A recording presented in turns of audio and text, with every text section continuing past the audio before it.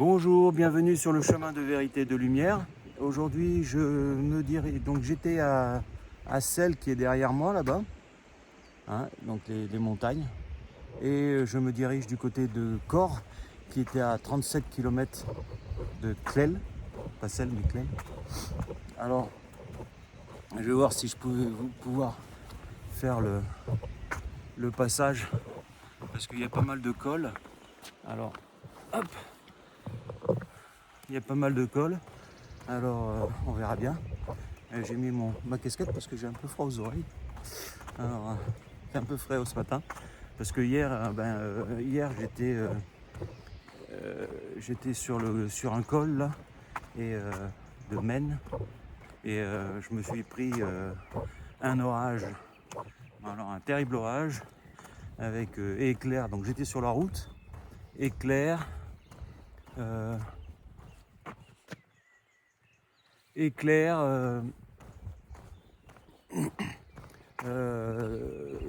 Donc les éclairs, le tonnerre et tout. Et puis en plus de ça est tombée la grêle. Alors je m'en prenais plein la tête.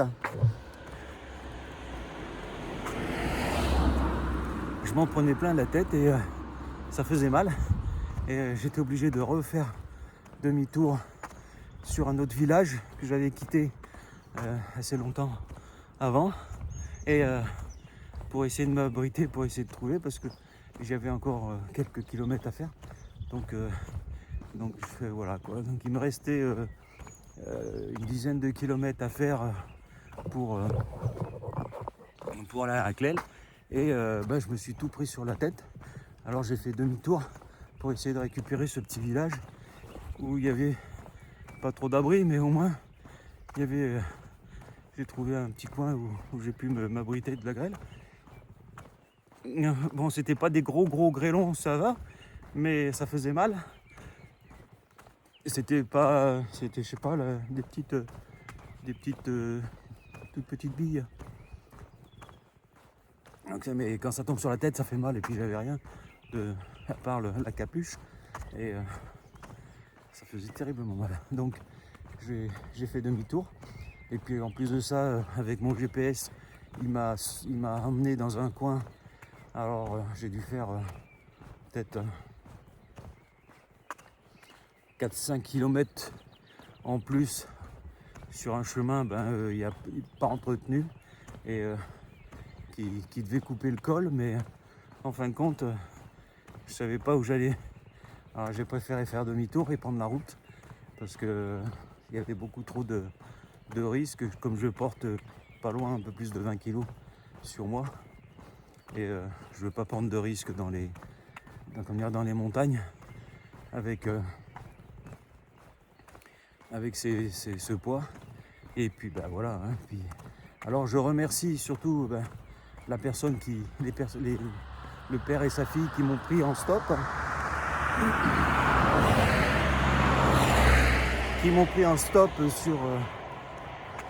sur le petit village là-bas, et je les remercie. Ils allaient sur Grenoble, donc ils m'ont laissé à Clel. C'est super sympa de leur part. Ensuite, je remercie toutes les personnes qui m'ont aidé, hein, que ce soit au camping de Châtillon en Diois, qui m'ont accueilli, m'ont laissé me coucher sur la terrasse d'un mobil-home. Donc c'est super sympa. Ils m'ont donné une couverture et tout pour faire matelas. Ça a été super sympa de leur part. Je les remercie. Et puis je remercie tous ceux qui m'ont aidé aussi, hein, parce qu'il y en a d'autres aussi que j'ai pas dû parler, mais voilà, des gens très sympas et qui même m'ont aidé financièrement, m'ont donné de l'argent comme ça en disant c'est super et tout, tenez, et voilà. Bon, c'est pas beaucoup, mais ça fait chaud au cœur de voir qu'il y a des gens qui sont quand même aussi généreux dans leur cœur. Et voilà. Malgré peut-être leurs difficultés, je ne sais pas, je ne connais pas leur histoire, mais voilà. Et ensuite, écoutez, Je suis arrivé à Clel, je ne savais pas, j'étais complètement trempé parce que l'erreur que j'ai faite en pensant que mes affaires allaient sécher le soir, en fin de compte elles n'étaient pas sèches. Alors j'étais obligé de prendre une autre tenue et en fin de compte j'avais 2 tenues qui étaient trempées. Alors j'ai fait sécher mes affaires quand je suis arrivé parce qu'il a commencé à faire beau début vers 15h à peu près à Clel. Et parce que j'étais vachement retardé à cause non seulement de la pluie, mais en plus j'étais retardé à cause de du GPS qui m'a un peu induit en erreur. Donc il m'a fait faire quelques kilomètres supplémentaires. C'était pas prévu. Mais bon, ça fait rien, c'est la vie, c'est comme ça. Mais bon, derrière tout ça, impossible de trouver un moyen de dormir sur Clel. Et il y a une personne, donc j'avais étendu mon linge, alors mon pancho qui était rouge, ma tenue qui était bleue, et puis mon t-shirt qui était blanc. Ça faisait bleu, blanc, rouge. Alors elle a dit tiens, drapeau français. Et puis on a commencé à discuter. Elle m'a dit mais allez voir le curé, il est super sympa et tout. Et c'est un grand homme de cœur. Et il vous recevra. Donc elle m'a amené jusque là-bas.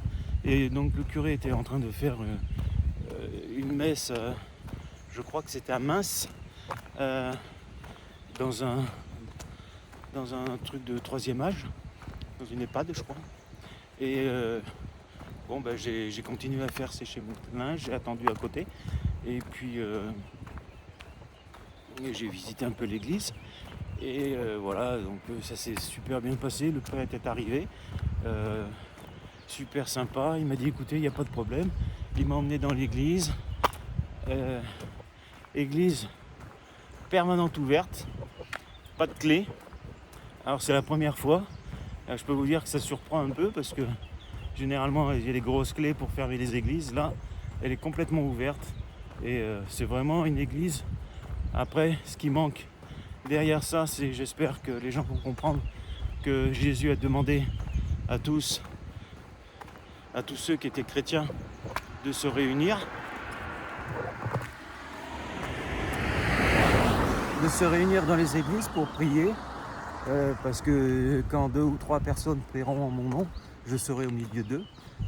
Et donc il ne faut pas oublier que si les gens viennent à l'église, c'est pour prier et non pour critiquer ou pour faire de la politique, que ça soit politique sociale ou politique religieuse. Et voilà quoi. Alors je remercie tous les gens qui m'ont aidé financièrement et matériellement. Et puis voilà, donc ce matin je pars en direction de Corps. Nous sommes le samedi 25 juin. Demain ça fera le 26. C'est le jour de mon départ, de mon départ de marche à pied, du 26 mai. Et voilà quoi, j'espère que je vais pouvoir tenir encore. Là j'attaque encore des cols qui vont être assez durs soi-disant. Alors je verrai bien. Qui vivra verra. Et écoutez, à la prochaine fois, on verra bien un peu comment ça se passe. Là je fais des vidéos quand c'est un peu calme, malgré s'il y a des fois des chiens ou des voitures qui passent. On arrive toujours un peu à parler parce qu'après j'essaye de marcher, de faire mes 30 à 40 km par jour. Et puis que j'ai quand même pas loin de 20 et 25 kilos sur le dos. Alors j'essaye d'avancer, de faire mes 40 km ou 30-40. Ouais. Aujourd'hui c'est 37. Alors on va voir si je peux tenir le coup. Et puis voilà. Écoutez, bon courage. Pensez à vous abonner, à faire des likes, voilà, si vous avez des questions, écoutez, posez vos questions non seulement sur YouTube mais sur mon site internet. Pour ceux qui veulent m'aider financièrement, allez sur mes vidéos et cliquez sur le lien de la cagnotte Lindia et vous pourrez éventuellement m'aider financièrement, ça sera super sympa parce que les temps s'allongent et des fois je suis obligé de faire des dépenses un peu imprévues. J'étais obligé d'acheter un parapluie parce que si je prends des vidéos avec avec le téléphone, il faut que je sois abrité mon matériel électronique et voilà. Et puis surtout que ça m'a servi aussi pour protéger mon sac parce que mon sac est en plastique, en caoutchouc, il est pas et avec le soleil dessus ça le fait chauffer et après tout le matériel qui est dedans ça chauffe aussi et j'étais obligé de protéger avec un parapluie qui m'a en fin de compte lâché après quelques machins, donc j'étais obligé d'en acheter un autre. C'est comme ça, c'est la vie. Alors on va continuer et écoutez, à bientôt. Je suis toujours là, j'avance, j'essaye de comprendre, j'ai des choses, j'ai pas appris pas mal de choses en fin de compte par rapport à la spiritualité. Là je suis en train de faire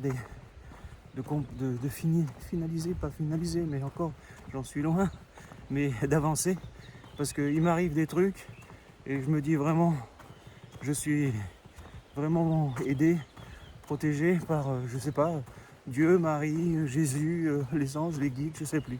Mais vraiment, j'ai des aides qui arrivent comme ça, des gens qui viennent à moi et comme s'ils étaient envoyés quoi. Et ça c'est formidable. Et après bon des gens qu'on rencontre comme ça dans une boulangerie et qui vous donnent de l'argent en disant tenez alors que c'est des trucs comme ça qui sont formidables. Et voilà, écoutez, c'est vraiment des rencontres divines en fin de compte, que toutes ces choses-là n'arrivent jamais, il n'y a jamais rien sans rien, et tout a une... Donc voilà la recherche sur du côté spirituel, et de comprendre un peu comment marche en fin de compte le vrai côté spirituel et pas celui qu'on nous rabâche en permanence dans les églises. En fin de compte, il nous perturbe notre cerveau pendant tous les jours pour nous raconter tous les jours la même chose, parce que si vous reprenez l'année d'avant, vous apercevez que le même jour, la même date et le même truc, c'était la même chose qu'il disait. Donc à part peut-être de temps en temps ils font un peu de politique vis-à-vis de la guerre, vis-à-vis des trucs comme ça, vis-à-vis des trucs machin, mais bon, là derrière ça. Et puis je ferai aussi une vidéo là, et je vais en faire peut-être, je vais voir un peu comment ça se passe à la Salette, parce que j'ai pas mal de surprises vis-à-vis de l'institution ecclésiastique quand il y a une reconnaissance de l'apparition ou de la vision, ou alors des choses comme ça. Et il y a des choses qui sont pas claires. Donc on en reparlera, je vous en reparlerai et vous me direz ce que vous en pensez. Mais moi j'ai déjà mon petite idée là-dessus. Bon courage, à bientôt. Allez, au revoir.